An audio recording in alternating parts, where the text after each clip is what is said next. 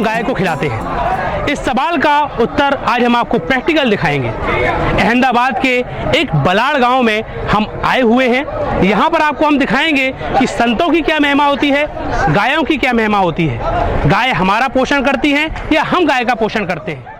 बलाड़ गांव का नज़ारा है, आप देख सकते हैं कितनी बड़ी मात्रा में यहाँ पर गायों का पालन होता है। ये अहमदाबाद का गांव है जहाँ पर संतों के पूरे मार्गदर्शन से इस गांव का भरण पोषण हो रहा है। यहाँ के किसान इन्हीं गायों से इनकम निकालते हैं और उस इनकम से गायों की भी सेवा करते हैं और अपना भी परिवार चला रहे हैं। आइए इसका प्रैक्टिकल उदाहरण देखते हैं इन्हीं की जुबानी से। हरिओम हरिओम हरिओम।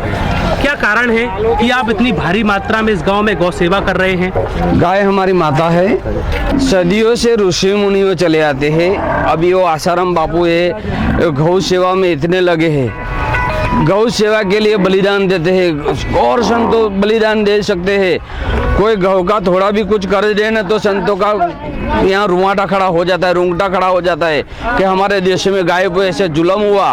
वो गाय हमारी माता है, भारत वंश की माता है। अगर कोई गाय को हाथ लगाए ना तो संतों का रूंगटा खड़ा हो जाता है। और संतों मन तो ना हो, सरकार तो कुछ कर नहीं सकती इसमें। हम गोपालों को कभी सरकार को जाके हमने बहुत आवेदन पत्र दिया, गोपाल तरफ से आया, हमारे बोर्ड तरफ से आया, कुछ सरकार नहीं कर सकती इसमें तो। लेकिन संत महंत के जो कुछ कहते हैं, इसको आवेदन पत्र देते तो संत महंत तो यहाँ निकल के बाहर आते और गौ की रक्षा के लिए संत महंत बाहर आ जाते हैं कि भाई हमारे जुल्म हुआ, गाय को ऊपर ऐसा हुआ, गाय मांस पकड़ाया। सब जाके विश्व हिंदू परिषद वाले, बजरंग दल वाले, आसाराम बापू का बहुत सहयोग है इसमें गौ माता के लिए। हमारे गोचर चले गए, गोचर के हमारे जो गौ माता के पालन के था वो सरकार ने सब ले लिया। अभी कुछ चारे के लिए कुछ है ही नहीं हमारे पास। बस वो संतों मन तो देते हैं, हम गायों को खिलाते हैं। गौमूत्र? हाँ, गौमूत्र में से देते हैं। गौमूत्र बेचते हैं, हम चाला खिलाते हैं गाय को। वही आसाराम बापू की कृपा है हमारे ऊपर। क्या कारण है कि आप इतनी भारी मात्रा में गौ सेवा करते हैं और आपको इनकम कहाँ से आती है? आप भैंस को भी पाल सकते हैं लेकिन आप नहीं पालते। गायों की इस गांव में सेवा हो रही है, आप राज बताएंगे वो क्या राज है? इसमें यही राज है, पुराने संतों की हमारे पर कृपा है और जो मिलता है हमको संतों ही प्रेरणा दी है कि गाय की सेवा में सब कुछ मिलता है। बापू जो यहाँ से गौमूत्र ले जाते हैं, 30 साल से ले जाते हैं, 30 साल से हमारा यहाँ गौमूत्र जाते हैं। इसमें से जो इनकम आती है वो इनकम बहुत बहुत हमारे परिवार के गौों के लिए और समाज के लिए सबसे लिए बहुत इनकम होती है इसमें से हमारे पास। 1 लीटर अगर गौमूत्र आप देते हैं तो आपको 10 से 12 रुपए तक इनकम होती है। हम यहाँ से 5-6 हज़ार के पूरे परिवार का हमारा जब मोहल्ले का है 5-6 हज़ार के रोज को मिलते हैं। रोजी रोटी इसमें से मिलती है। गौ माता का जो चारा आता है इसमें से निकल जाता है। चारा जो गौ का चारा हमारे जो कल्याण के लिए पूरा करता है वो बापू देते हैं, वो हम गायों को खिलाते हैं। इसका चारा में इसमें से इनकम होती है इसमें से। और हमारा परिवार गरीब लोग है, इसका भी परिवार गुजरता है इसमें से। जिस तरीके से इन गांव वालों का कहना है कि संत आसाराम जी बापू द्वारा यहाँ पर एक महत्वपूर्ण भूमिका अदा की जाती है, इन लोगों को एक भारी पैमाने पर इनकम होती है। गौमूत्र बेचते हैं, गोबर बेचते हैं और गायों की खाद से ये लोग खेतों में सप्लाई करते हैं खाद, और केचुआ खाद भी बनाते हैं। तो ये प्रेरणा संतों से मिलती है और आज समाज जो प्रेरणा ले रहा है वो संतों से ही ले रहा है। संतों से प्रेरणा लेकर वो गांव की ओर आता है और ऐसे लोगों को आमदनी देता है। उससे ये लोग गायों की सेवा करते हैं, अपना भरण पोषण करते हैं। यहाँ पर एक सवाल उठ रहा है कि अगर आज हमारे देश से ऐसे संत जो कि जिनके माध्यम से करोड़ों करोड़ों देशवासियों को मार्गदर्शन मिलता है कि गौ सेवा कैसे की जाए, गौमूत्र का क्या लाभ होता है, आज वही संत जेल में चले जाएंगे तो सरकार के लिए आज कितनी बड़ी हानि है। आखिर इन किसानों की वेदना को कौन सुनेगा? हम आपको और भी किसानों से मिलाते हैं कि वो किस तरीके से गौ सेवा कर रहे हैं। आइए चलते हैं। रहे तो गाँव खड़े रहे, संत हमारे गाँव गौमूत्र ले जाए सेवा करे हमारे गाय। हमको गौमूत्र ले जाते हैं बापू, हमने पैसा आता है, हमें इन पर जीविए, हमें पूरा 7 सरकारी गाँव जीव शुद्ध अनाज पकाने के लिए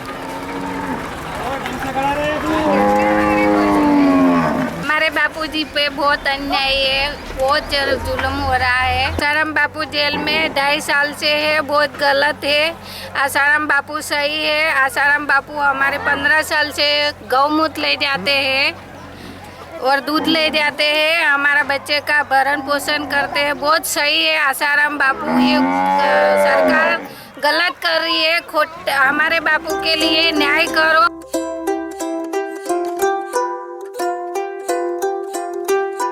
इसी गाय के गोबर के कंडे बनाते हैं, इसमें से हमारे रोजी रोटी मिलते हैं। बापूजी आते हैं आश्रम में से, बापूजी का सेवकों साधकों बहुत आते हैं। यहाँ से हमारे 2 रुपये के 1 नंग ले जाते हैं, इसमें से रोजी रोटी मिलती है।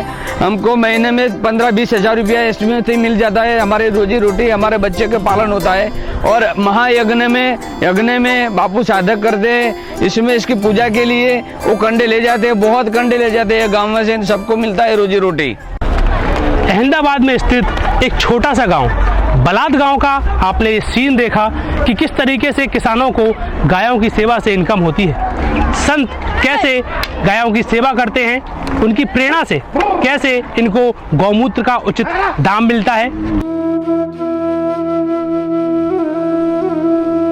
हम आपको संत आसाराम जी बापू अहमदाबाद की गौशाला में एक सेवाधारी से मिलाएंगे, जो कि संत आसाराम जी बापू के बारे में आपको बताएंगे कि किस तरीके से साल भर गायों की सेवा की जाती है। नमस्कार। जिस तरीके से आज गौपाष्टमी है और गौपाष्टमी के दिन संत आसाराम जी बापू के साधकों के चेहरे में एक विशेष मुस्कान देखी जा रही है, सेवा का भाव देखा जा रहा है। हाँ जरूर, कि आज बापूजी के साधक परंपरागत और संस्कार जो उनके हैं, स्वाभाविक है। बापूजी गाय की सेवा महिमा और उनसे होने वाले समाज को फ़ायदे लगातार पिछले 50 वर्षों से ये गौ माता की सेवा की परंपरा बापूजी अवरत संस्था के द्वारा चलाई जा रही है। पूज्य बापूजी विशेष रूप से गाय माता और गाय से होने वाले फ़ायदे के बारे में समाज को जागृत करते आए हैं। जैसे बापूजी का एक वाक्य है इसके बारे में कि गाय को हम नहीं पालते हैं, गाय माता हमारा पालन करती है। गाय का रक्षण हम नहीं करते,